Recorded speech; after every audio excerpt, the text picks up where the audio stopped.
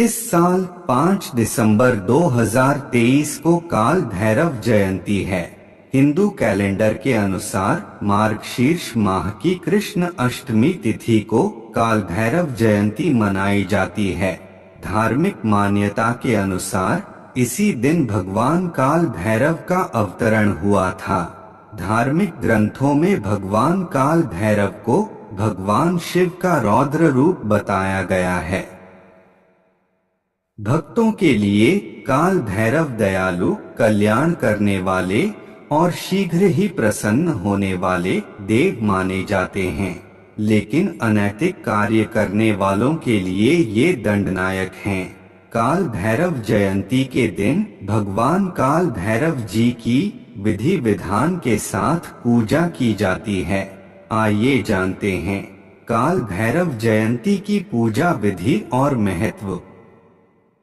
इससे पहले जो भी मेरे प्यारे भाई बहन काल भैरव महाराज का आशीर्वाद चाहते हैं, वो वीडियो को लाइक करें और कमेंट बॉक्स में काल भैरव महाराज की जय अवश्य लिखें। इन उपायों से प्रसन्न होंगे काल भैरव। शास्त्रों में काल भैरव का वाहन कुत्ता माना गया है।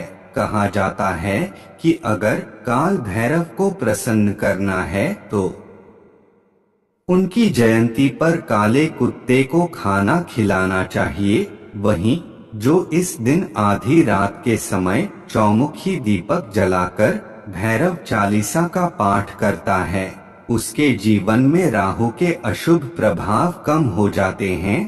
काल भैरव जयंती का महत्व। धार्मिक मान्यता है कि भगवान काल भैरव की पूजा करने से भय से मुक्ति मिलती है।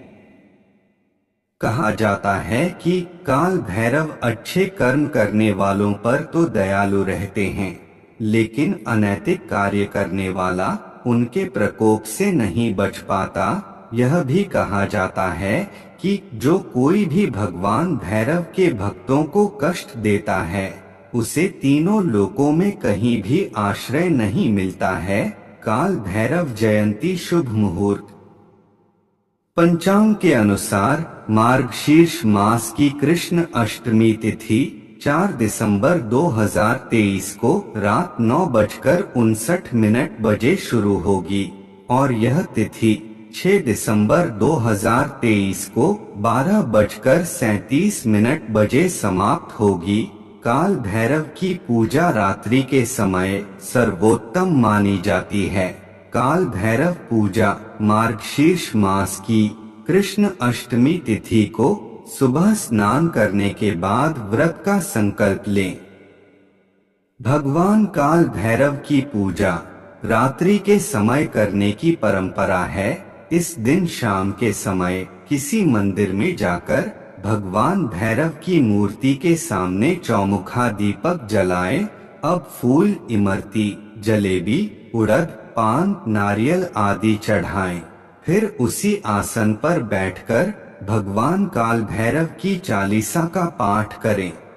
पूजा समाप्त होने के बाद आरती करें और जाने अनजाने में हुई गलतियों के लिए क्षमा मांगे। आइए अब काल भैरव महाराज की दिव्य और पावन कथाओं का स्मरण करते हैं। महाकाल काल भैरव की पहली पौराणिक कथा के अनुसार एक बार त्रिदेव यानी ब्रह्मा, विष्णु और भगवान शंकर में सर्वश्रेष्ठ को लेकर बहस होने लगी। हर कोई स्वयं को दूसरे से महान और श्रेष्ठ बताता था।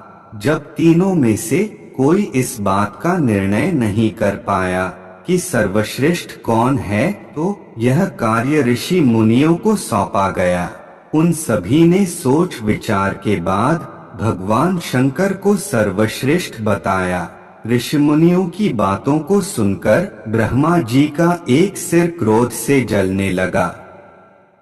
वे क्रोध में आकर भगवान शंकर का अपमान करने लगे।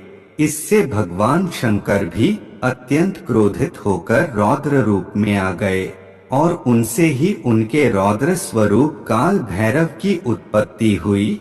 काल भैरव ने घमंड में चूर ब्रह्मा देव के जलते हुए सिर को काट दिया।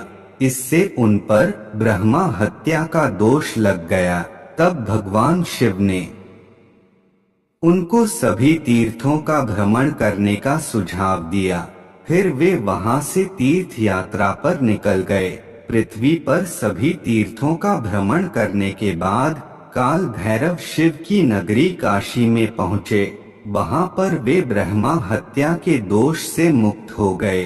शिव की नगरी काशी काल भैरव को इतनी अच्छी लगी कि वे सदैव के लिए काशी में ही बस गए। भगवान शंकर काशी के राजा हैं और काल भैरव काशी के कोतवाल यानी संरक्षक हैं। आज भी काशी में काल भैरव का मंदिर है। धार्मिक मान्यताओं के अनुसार जो भी व्यक्ति काशी विश्वनाथ मंदिर में पूजा करता है उसे काल भैरव का दर्शन अवश्य करना चाहिए, तभी उसकी पूजा पूर्ण होती है। जो भी मेरे प्यारे भाई बहन काल भैरव महाराज का आशीर्वाद चाहते हैं वो वीडियो को लाइक करें और कमेंट बॉक्स में काल भैरव महाराज की जय अवश्य लिखे। काशी के कोतवाल काल भैरव महाराज की दूसरी पावन कथा के अनुसार माता सती के पिता राजा दक्ष थे। सती ने अपने पिता की इच्छा के विरुद्ध भगवान शिव को अपना जीवन साथी चुन लिया और उनसे विवाह कर लिया। उनके इस फैसले से राजा दक्ष बहुत दुखी और क्रोधित हुए। वे भगवान शिव को पसंद नहीं करते थे। उन्होंने भगवान शिव को अपमानित करने के लिए एक यज्ञ किया जिसमें सती तथा भगवान शिव को निमंत्रण नहीं भेजा। सूचना मिलने पर सती ने भगवान शिव से उस यज्ञ में शामिल होने के लिए निवेदन किया। तब उन्होंने सती को समझाया कि बिना निमंत्रण किसी भी आयोजन में नहीं जाना चाहिए, चाहे वह अपने पिता का घर ही क्यों न हो। लेकिन सती नहीं मानी। उन्होंने सोचा कि पिता के घर जाने में कैसा संकोच, वे हट करने लगी। वे अपने पिता के घर चली गईं। यज्ञ हो रहा था। सभी देवी देवता ऋषि मुनि गंधर्व आदि उसमें उपस्थित थे। सती ने पिता से महादेव तथा उनको न बुलाने का कारण पूछा तो राजा दक्ष भगवान शिव का अपमान करने लगे। उस अपमान से आहत सती ने यज्ञ के हवन कुंड की अग्नि में आत्मदाह कर लिया। ध्यान मुद्रा में लीन भगवान शिव सती के आत्मदाह करने से अत्यंत क्रोधित हो उठे।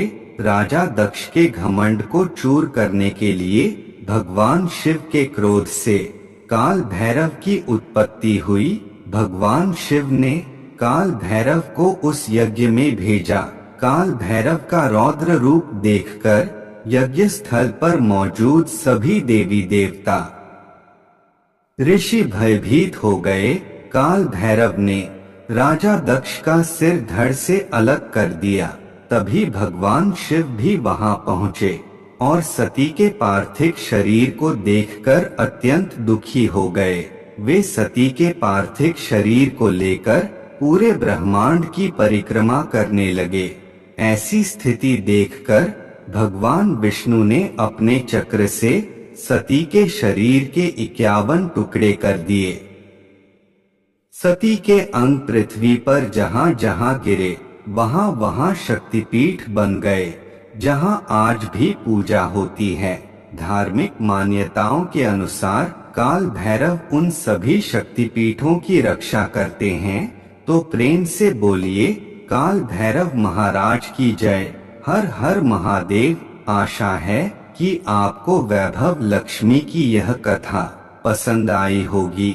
तो हमारे प्रोत्साहन के लिए एक कमेंट, एक लाइक, एक सब्सक्राइब और एक शेयर अवश्य करें। धन्यवाद।